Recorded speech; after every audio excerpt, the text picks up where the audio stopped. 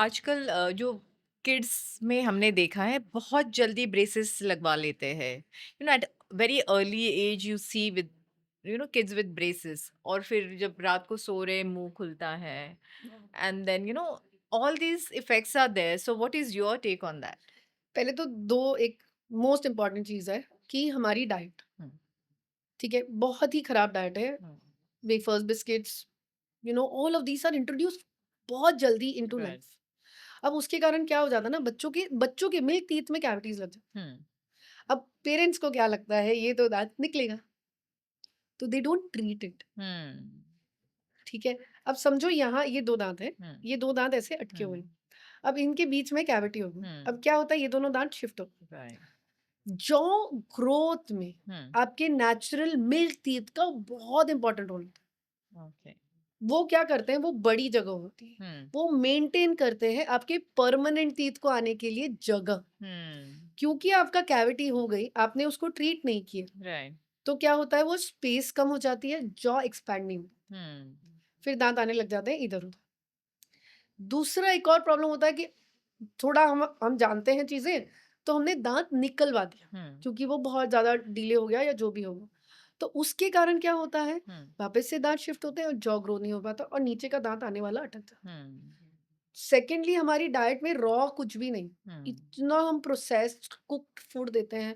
आप देखो कोई भी बच्चा, मैं तो देख रही हूँ, don't have like a bowl of salad. मैंने किसी बच्चे को नहीं देखा है जो एक बैठ के अच्छे से बोल ऑफ सैलड खा रहा है, रोटी सब्जी, इट इज ऑल्सो सॉफ्ट और प्रोसेस्ड ही है। जॉ की ग्रोथ के लिए यू नीड च्यूइंग। हम्म। जैसे मैंने बताया, बटरेसिंग ऑफ बोन, बच्चों की ग्रोथ कैसे होगी? तो because of these mistakes hmm. Made by us as parents, बच्चों की जॉ की ग्रोथ नहीं हो पाती। नाउ बिकॉज बच्चों की दांत की ग्रोथ नहीं हो पाती, दांत टेढ़े मेढ़े आ रहे हैं, इसीलिए today we see a increase in braces. Right. Second also is awareness. Hmm. Parents को पता है कि टेढ़े मेढ़े दांत, मेरे ना गैप्स थे दांत में, बहुत ज्यादा गैप्स। और मेरी मम्मी को लगता था ये बहुत लकी, हम्म। तो वो उन्होंने एक बोला, मिथ है, लक। हाँ।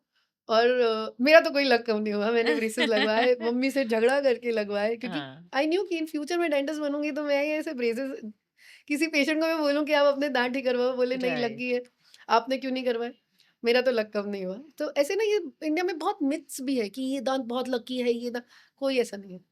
आप अलाइन करवाइए, हुँ। ब्रश करवाइए, मतलब उसको easily you will be able to maintain. जितना टेढ़ा होगा ना, वो मेंटेन नहीं हो पाएगा, तो वो अवेयरनेस भी बढ़ गई है। हुँ। कमिंग टू माउथ ब्रीदिंग, हुँ। ये बहुत बड़ा मिथ है कि सिर्फ बच्चों को माउथ ब्रीथिंग होती है। खर्राटे मारते हुए देखा है? खर्राटे जो भी मार रहा है, चाहे लड़का हो या लड़की हो, वो मुँह कर खुला रख के सो रहा या है। देखो, नाक इज़ फॉर ब्रीथिंग, क्यों? क्योंकि नेज़ल हेयर है, हुँ। तो आप जो भी साँस ले रहे हो वो फ़िल्टर है। हुँ। अपने को अपना India is the most polluted country in the world. कोई भी जगह का एक्यूआई ऐसा नहीं है कि आप लिवेबल एक्यूआई नहीं है।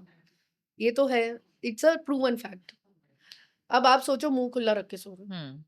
आप सारे जर्म्स एंड बैक्टीरियाज को मुंह में ले रहे हो, विदाउट फिल्टरेशन वो आपके लंग्स में जा रहा है। हुँ। What is happening? Allergic rhinitis बढ़ रहा है, एलर्जिक एस्थमा बढ़ रहा है, फ्रीक्वेंट कोल्ड एंड कफ हो रहा है।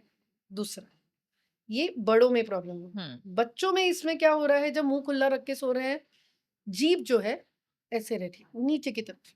जब आपकी जीभ, जब से आप ऐसे मुंह खुला रख के सो रहे हो, जीभ है, ये समझो ये जीभ है, जीभ उसको एक्सपैंड करती है। हुँ। बट क्योंकि आप खुला रख के सो रहे हो, मुँह ऐसे खुला है आपका, हुँ। जीभ नीचे है, एक्सपेंशन नहीं हो, तो आपका जबड़ा जो है ऊपर का स्मॉल हो जाता हुँ। है। Now because of reduction in the space here, आपका nasal, it is all joint, हुँ। आपका नोज़ कम हो गया, तो आप नाक से ब्रीथिंग बंद करके मुँह से ब्रीथिंग शुरू हुँ। कर रहे हो। हुँ। हेल्थ इश्यूज़ तो हो ही रहे हैं। आपके एडिनॉइड्स एनलार्ज होना, even at see it is a by, अगर एनलार्ज एडिनॉइड्स होंगे तो भी जो आपका वो रहेगा, क्योंकि आपको साँस नहीं आ पा रही। तो मेरा सजेशन है, 2 थिंग्स आप एज़ अ होम पे आप कर सकते हैं।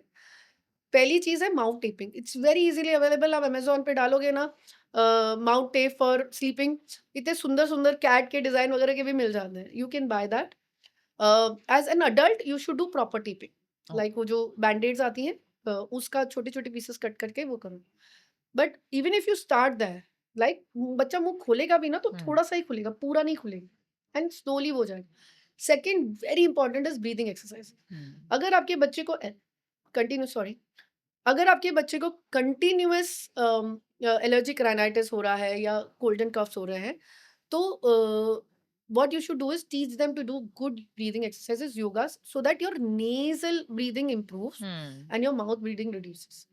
माउथ ब्रीदिंग का ये तो दोनों प्रॉब्लम हो गई। थर्ड एक प्रॉब्लम क्या होती है कि because of mouth breathing and bacteria inhalation into the mouth, they get dry mouth, which causes gums to swell. Hmm, Gum swelling होगी, see gum का swelling, bleeding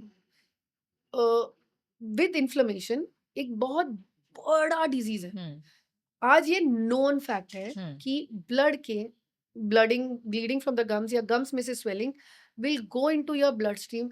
It will go to your heart, causing rheumatic heart disease or infective endocarditis. Hmm, It will go to your brain. It will cause stroke. So these are a lot of challenges of mouth breathing. हुँ, तो हम ना क्या करते हैं, अगर बच्चे को जैसे जबड़ा छोटा हो गया, you miss the boat, you not understood, और अब हो गया है बच्चे के साथ, तो हम ना एक सिंपल एक्सपेंशन प्लेट्स दे देते हैं, जिससे क्या होता है कि when we expand the upper jaw, हुँ, ये जो नेजल पैलेटल बोन है वो दैट भी ओपन्स। एक्सपैंड होता है, तो नेज एक्सपैंड होते हैं, ब्रीदिंग इंप्रूव होती है। This along with nasal exercises will help in overcoming mouth breathing also, okay, और स्नोरिंग आगे जाके जो जिंदगी में स्नोरिंग होगी वो भी रिड्यूस